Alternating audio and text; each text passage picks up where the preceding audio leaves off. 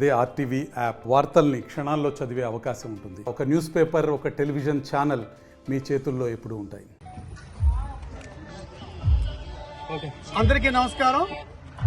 తెలుగు ప్రజలందరికీ కూడా తెలుగు నూతన సంవత్సరం క్రోధినామ సంవత్సర శుభాకాంక్షలు తెలియజేస్తూ, మరి ముఖ్యంగా గోపాలపురం నియోజకవర్గ ప్రజలకు కూడా క్రోధినామ సంవత్సర శుభాకాంక్షలు తెలియజేస్తూ, ఈ కొత్త సంవత్సరంలోకి మనం అడుగెడుతున్న శుభ సందర్భంలో ఏదైతే గత సంవత్సరాల్లో మనకున్న చేదు జ్ఞాపకాలన్నీ తొలగిపోవాలి, ఈ చెడు పాలనంతా అంతమవ్వాలి, అరాచక విధ్వంసకార పాలన ముగిసి ఈ క్రోధినామ సంవత్సరం నుంచి మనకు శుభాలు జరగాలని ఆ భగవంతుడిని కోరుకుంటూ, ఏదైతే ఈ అరాచక విధ్వంసకర పాలనని అంతమొందించే దిశగా తెలుగుదేశం పార్టీ, బీజేపీ, జనసేన సంయుక్తంగా పోరాడి ఈ యొక్క సైకో పాలనకు సమాధి కట్టే దిశగా ముందుకెళ్తున్నాం. ఓ పక్కన ఈ ప్రభుత్వ వైఫల్యాలని తెలియజేస్తూనే ప్రజల్లో ఉన్న అనేక అసంతృప్తులు, ప్రభుత్వ వ్యతిరేక విధానాలని వాళ్ళు చెబుతున్నప్పుడు వాటిని సావధానంగా వింటూ వాళ్ళకు ఒక భరోసాని ఇస్తూ, భవిష్యత్తులో ఎన్డీఏ ప్రభుత్వం ఇటు రాష్ట్రంలోనూ కేంద్రంలోనూ ఎలా ఉండబోతుందనేది కూడా ప్రజలకు వివరిస్తున్నాం. విజన్ 2024.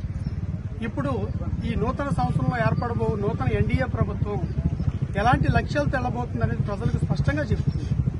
ఒక పక్కన ఏదైతే రాజధాని లేని రాష్ట్రంగా దీన్ని తయారు చేశారో, విశ్వనగరంగా రాజధానిని నిర్మాణం చేసుకోవడం, పోలవరాన్ని పూర్తి చేసుకోవడం, అదేవిధంగా అనేక రకమైన అంశాల్లో ముందుకెడుతూ యువతకి, రైతులకి, విద్యార్థులకి, మహిళలకి, అన్ని సామాజిక వర్గాలకి, అట్టడుగు వర్గాలకి, బడుగు బలహీన వర్గాలకి, పేదలకు, శ్రామికులకు, శ్రమజీవులందరికీ కూడా వాళ్ళందరూ మెచ్చే విధంగా వాళ్ళ అభ్యున్నతి కోసం పనిచేసే పాలన రాబోతుంది. ఒక దూరదృష్టితో పరిపాలన ప్రారంభం అవబోతుంది.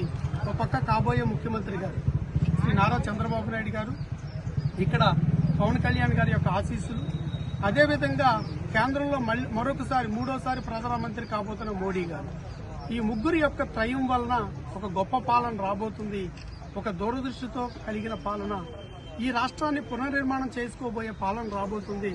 ప్రజలందరికీ ఒకటే విన్నవిస్తున్నాం.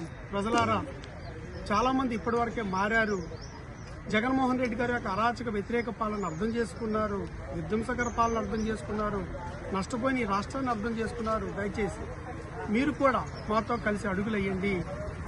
పూర్తిగా డిపాజిట్లు కూడా దక్కకుండా, భవిష్యత్తులో కూడా పోటీ చేయడానికి కూడా వైసీపీ పనికి రాకుండా చేద్దాం. తద్వారా ఈ రాష్ట్రాన్ని మనం ఎల్లకాలం కాపాడుకోగలుగుతాం. మనం ఎలా అయితే ఒక పొలానికి ఎరువేసినప్పుడు కలుపు మొక్కలు పూర్తిగా ఏరి వేస్తామో, ఈ సమాజానికి, ఈ రాష్ట్రానికి వైసీపీ పార్టీ అనేది కలుపు మొక్క. పూర్తిగా కలుపు మొక్కలు పీకేసి ఒక మంచి సేద్యం చేద్దాం. అందరూ కలిసి. ధన్యవాదాలు. మరిన్ని వీడియోస్ కోసం ఛానల్ ని సబ్స్క్రైబ్ చేయండి. లేటెస్ట్ అప్డేట్స్ కోసం వాట్సాప్ ఛానల్ ని ఫాలో చేయండి. అండ్ లింక్ డిస్క్రిప్షన్ లో ఉంది.